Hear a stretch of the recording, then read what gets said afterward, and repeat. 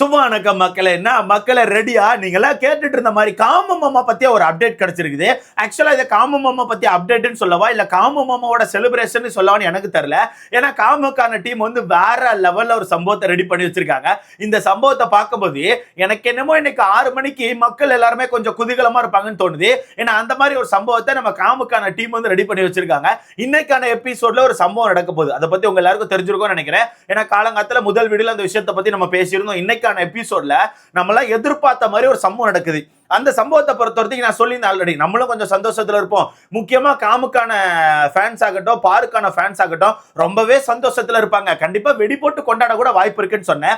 ஆனா கடைசியில மாமாவே வெடி போட்டு கொண்டாடுவார்னு சொல்லிட்டு நான் சுத்தமா எதிர்பார்க்கல. காமுக்கான ஃப்ரெண்ட்ஸ் வந்து கொஞ்சம் கோளாரா தான் இருக்காங்க கைஸ். காமுக்கான நண்பர்கள் வந்து கொஞ்சம் கோளாரா தான் இருக்காங்க. அவங்களே ஒரு ஸ்டெப் எடுத்து வச்சு நம்ம சாண்ட்ராக்கான எவிக்ஷனை கொண்டாட போறாங்க. என்ன ப்ரோ சொல்றேன்னு கேட்டீங்கன்னா, ஆமா ப்ரோ, இன்னைக்கான எபிசோட்ல நம்ம சாண்ட்ரா அவர்கள் எவிக்ட் ஆகி வெளியே போறாங்க. அந்த விஷயத்தை நினைச்சு நம்ம சந்தோஷமா இருக்கும். கரெக்டா? நம்ம ரொம்பவே சந்தோஷமா இருக்கும். அது காமுக்கான ஃபேன்ஸுக்கும் சந்தோஷம் தான், இல்ல நான் சொல்ல மாட்டேன். ஆனா அங்க காமு என்ன பண்றாப்ல தெரியுமா? காமுக்கான டீம் வந்து ஒரு ஃபேன்ஸ் மீட்டே வச்சிருக்காங்க ப்ரோ. இன்னும் ப்ரோ சொல்ற ஃபேன்ஸ் மீட்டான்னு கேட்டீங்கன்னா, எஸ் ஃபேன்ஸ் மீட்டே வச்சிருக்காங்க. என்னென்ன விஷயம் அவங்க தனிப்பட்ட முறையில் இப்போ ஃபேன்ஸ் மீட்டை எடுத்து வச்சிருக்காங்க. அது மட்டும் இல்லாம சாண்ட்ராக்கான எவிக்ஷனை பல பேர் கொண்டாடுறாங்க. முக்கியமா பல போட்டியாளர்கள் வந்து கொண்டாடிட்டு இருக்காங்க. சொல்ல போனா எனக்கு தெரிஞ்சு டீம் வந்து இப்ப சாண்ட்ராவை காப்பாத்திருக்காங்க அப்படிங்கறத உண்மை. சாண்ட்ராவை மட்டும் இந்த வாரமும் விட்டு வச்சிருந்தா வரப்போற 5 நாள் கண்டிப்பா வீட்டுக்குள்ள எல்லாரும் பிச்சு சாப்பிட்டுருப்பாங்க. அந்த மாதிரி சம்பவத்தை தான் இவங்க பண்ணி வச்சிருக்காங்க. ஓகேவா? இதுக்கப்புறம் வரப்போற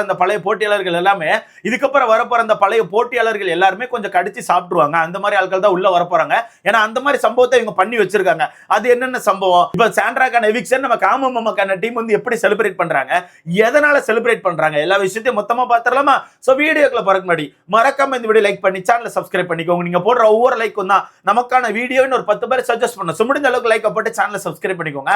அண்ட் சின்னதா ஒரு ரெக்வெஸ்ட் வச்சுக்கிறேன், முடிஞ்ச அளவுக்கு சப்ஸ்கிரைப் பண்ணிக்கோங்க.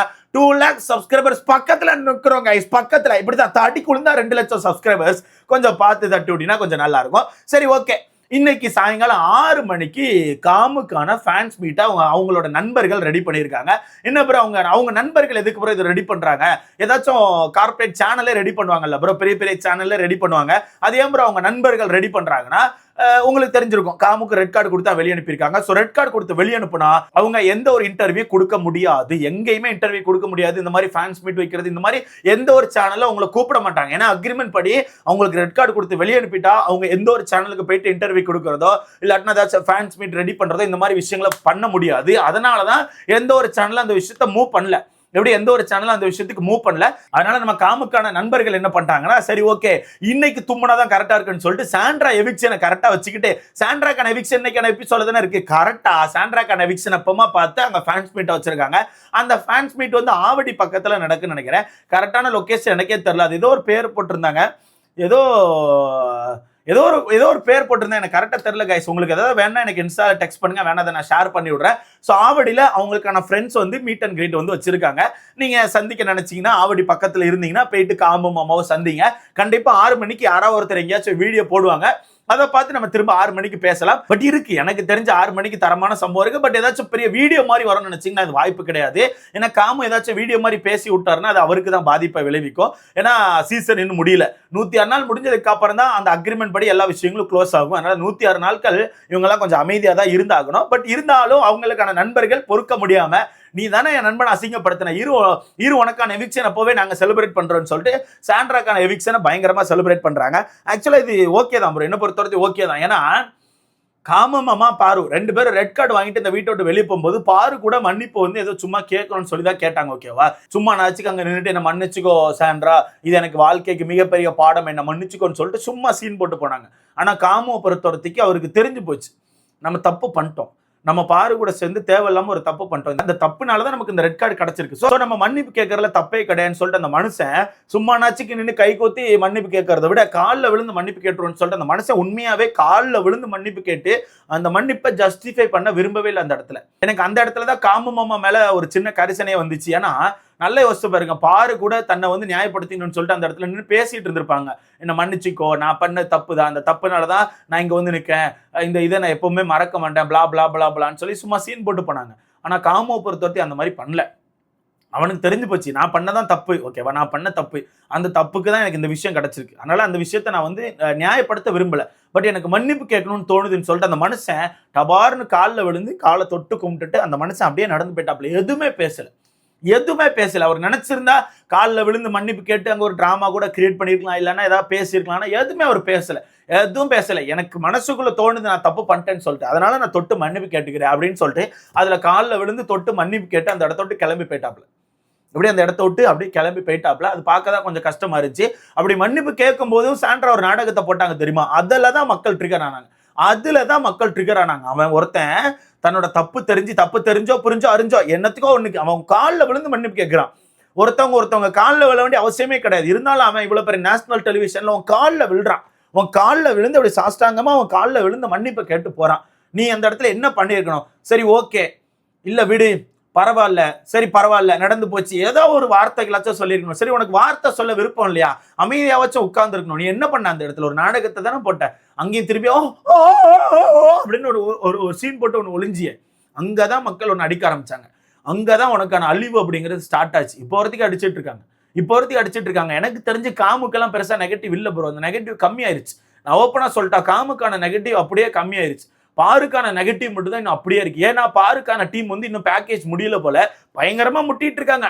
ரெட் கார்டு ரிட்டர்ன் வாங்குங்க, பாரு இல்லாம பிபி இல்லைன்னு சொல்லிட்டு சும்மா கதறிட்டு நடக்கானுவேன். அதனால எனக்கு தெரிஞ்சு பாருக்கான நெகட்டிவ் மட்டும் தான் இன்னும் எகிரிட்டே இருக்கு. காமுக்கான நெகட்டிவ் அப்படிங்கிறது காணாம போச்சு. காமோ நினைச்சு ஃபீல் பண்ண ஆரம்பிச்சிட்டாங்க. அந்த விஷயத்தை என்னால எங்க கண்கூட பார்க்க முடிஞ்சு தெரியுமா? நேத்து கானா வினோத்தர்களுக்கான ஏவில அவருக்கான இந்த ஃப்ரெண்ட்ஷிப் ஜோன் எல்லாமே அப்படியே வந்துகிட்டே இருக்கும். யார் கூட நண்பர்களா இருந்தாரு, யார் கூட அன்பு வச்சிருந்தாருன்னு சொல்லிட்டு ஒரு ஜோன் வரும். அதுல அமித்தி, தண்ணி போலம், அடுத்த காமு மாமா வரும்போது எல்லாரும் உடஞ்சிட்டாங்க ப்ரோ. எல்லாருமே கண்ணீர் விட்டுருப்பாங்க. கண்டிப்பா பார்த்திருப்பீங்க. அங்க ஆடியன்ஸா இருந்தவங்களும் சரி, அந்த எபிசோட்ல அந்த ஏவியை பார்த்தவங்களும் சரி உடஞ்சிட்டாங்க. ஏன் கானா வினோத்தை அழுதுட்டாரு. அந்த இடத்துல உடஞ்சு ஒரு மாதிரி அழுதுட்டாப்ல. அதுதான் உண்மையான ஃப்ரெண்ட்ஷிப்.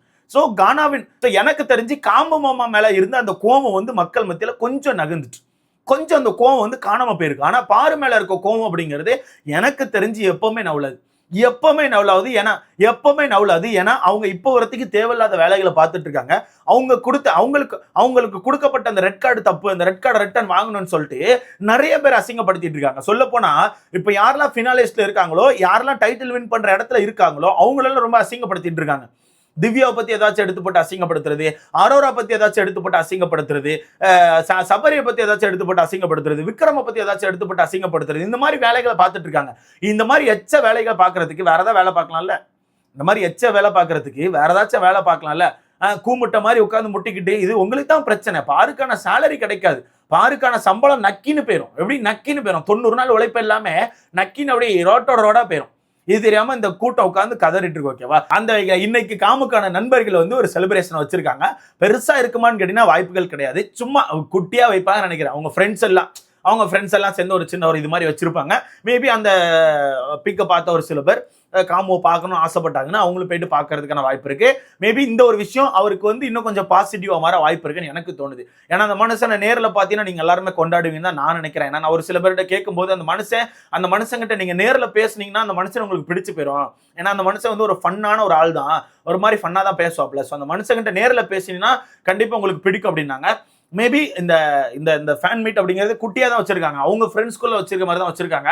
அதுல எப்படி கண்டிப்பா ஒரு சில பேர் வெளியே இருந்து போய் மீட் பண்ணுவீங்க, ஸ்ட்ரேஞ்சர்ஸ் யாராச்சும் மீட் பண்ணுவீங்க. அப்படி மீட் பண்ணி காமு கிட்ட உங்களால பேச முடிஞ்சு, காமு எப்படி பேசினாருன்னு சொல்லிட்டு அந்த விஷயத்த ஷேர் பண்ண நினைச்சீங்கன்னா மறக்காம என்னோட இன்ஸ்டாக்கு டெக்ஸ்ட் பண்ணி ஷேர் பண்ணுங்க. பார்க்கலாம். 6 மணிக்கு கண்டிப்பா ஏதாச்சும் ஒரு வீடியோ வரும். அந்த வீடியோக்கு நான் வெயிட் பண்றேன். ஸோ நீங்க சொல்லுங்க கைஸ், சாண்ட்ராக்கான எவிக்ஷன் நீங்க கொண்டாடுறீங்களா? உங்களுக்கு சந்தோஷமா இருக்கா? செலிப்ரேட் பண்ணணும்னு தோணுதா? மறக்காம கமெண்ட்ல சொல்லுங்க. அடுத்த வீடியோல பார்க்கலாம்.